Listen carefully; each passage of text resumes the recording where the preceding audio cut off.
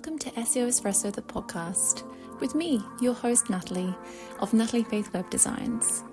This podcast is your short and fast hit to learning SEO, dedicated to breaking down the complexity of SEO so you can create a memorable online brand that attracts clicks, leads, and sales to your website.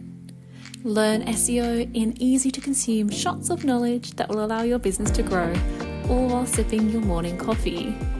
If this is what you've been looking for to get your business noticed in more places than just social media, you're in the right place. You're going to love what comes next. Let's go.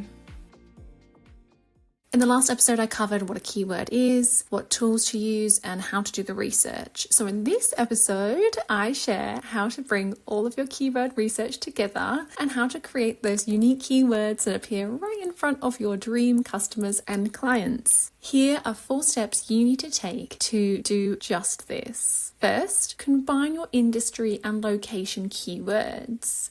So for example, my industry keyword would be website design or SEO strategist. My location keywords would be Melbourne, Elwood, the areas that I live and operate within essentially. And so when you combine these two together of the industry and location keywords, I would then be a website designer in Melbourne or website design Elwood or SEO strategist Melbourne or SEO strategist Elwood. And I could even stretch it to St Kilda, for example, because there's a slightly bigger population there and therefore I might be able to attract some people from a nearby suburb. So combine your location with your industry keyword, and this will be a fantastic word you can use within your content and across your website to attract people from those areas. Number 2, use the words your clients are using when talking to you to describe your businesses and services. This taps into what is known as search intent and using words that align with the keywords your audience are using when they're trying to find services specific to what you offer. Like I mentioned in the last episode, look back on your old emails, DMs that they might have sent you, maybe even some meeting notes, and see how they describe your business, your industry, an offering, your services, anything related to you, and see how they describe you. I want you to start adding these specific keywords into your content and targeting them, because if these are the words they're using in search engines like Google, you will be found so much easier.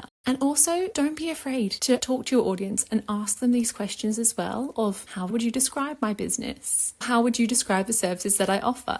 Things like that. And then start using those keywords in your marketing. Know what sets you apart from others within your industry and work these keywords into your content. What words would you say best describe you? Combine your service keywords with your point of difference keywords. So again, mine would be website designer. And then my point of difference keywords would be that I am female. I specialize in WordPress websites. I like working within the health and wellness industry. I have made quite a few e-commerce websites now. And so I add these specific words with my industry keywords. And so then it comes up with female website designer, WordPress website designer, health and wellness websites, e-commerce website designs. All of these different keywords I can start using within my content to attract people looking for these exact things. And I want you to do the same for your business. Finally, use synonyms of your service or your offering throughout your website content, from blogs to pages, imagery, and copy.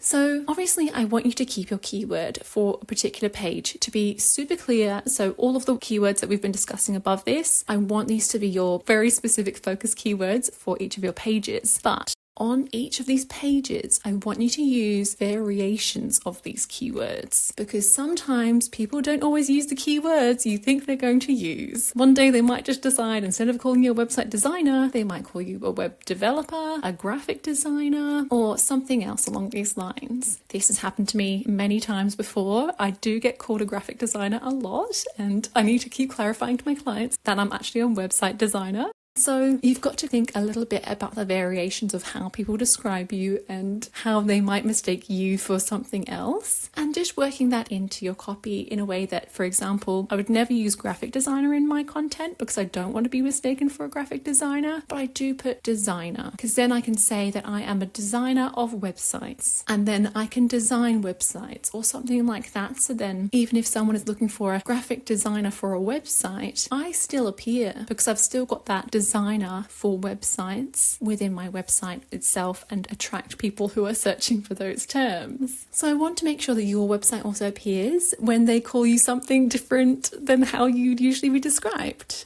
If you haven't yet downloaded my keyword creator guide, it'll walk you through this exact process. So then you know what to do and what to research.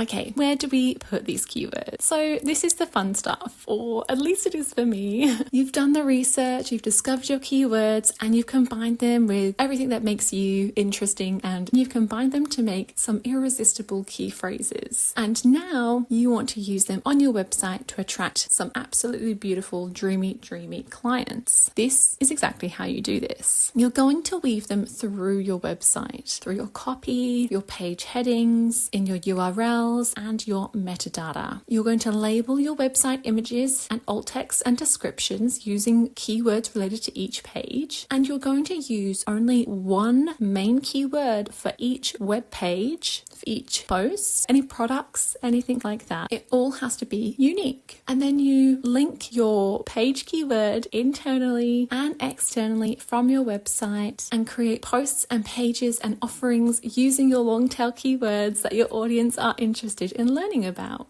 SEO is so important, and it may be complicated, confusing, and if you're feeling like it's too hard for you to do all by yourself, this is exactly why I've created my SEO Espresso course, and very soon I'll be launching another one as well that goes into keyword research, implementation, and creating an SEO strategy that works for you and your business. So if you've enjoyed this series and you want to dig into this subject a little bit deeper and learn more about SEO and how to attract more clients from search engines, join me over on SEO Espresso, the course. All links are within the show notes, of course, and the price is the same as your morning coffee. So if you feel like switching a morning coffee one day for a little bit more SEO, then please go over and join me. You can access SEO insights and strategies no matter what part of the business journey you're on. It goes through the foundation of SEO, so you learn how to add it to your marketing plan and create more leads from search engines. Included within it is also a little bonus because I recently launched my new guide called The Secret to Great SEO, and so I've just popped that in the course as well. So then once you've completed it, you have access to this guide and you can continue to learn more about SEO going forward. If you've made it to the end of this podcast, thank you so much for your time. This is my final episode of this season. I really hope you've enjoyed season 1. Please leave me a rating and review if you have, or if you have ideas on what you'd like to hear in season 2. As always, if you know anyone who may want to learn more about SEO and keywords, please share this episode with a friend. I look forward to being in your ears again very soon. Until then, bye! This podcast was recorded on the lands of the Bunurong people of the Kulin Nation, who've cared for this land for over 60,000 years. I pay respect to their elders, past and present, always was, always will be, Aboriginal land.